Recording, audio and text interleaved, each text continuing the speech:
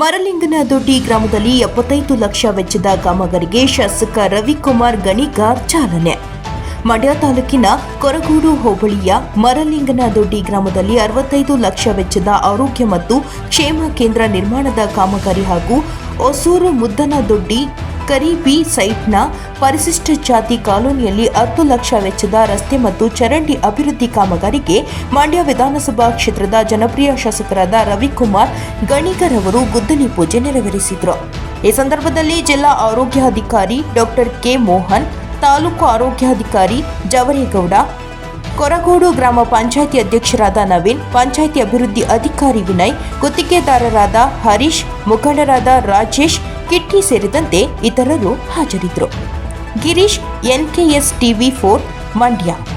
ಕ್ಷೇತ್ರಕ್ಕೆ 3 health and wellness ಕೇಂದ್ರ sanction ಆಗಿದೆ. ಒಂದು ಮರಲಿಂಗನದೊಡ್ಡಿ, ಇನ್ನೊಂದು ರಾಯಶೆಟ್ಟಿಪುರ, ಇನ್ನೊಂದು ಹನಗನಹಳ್ಳಿಯಲ್ಲಿ 65 ಲಕ್ಷ ರೂಪಾಯಿ, ಒಟ್ಟು 1,85 ಲಕ್ಷ ರೂಪಾಯಿ.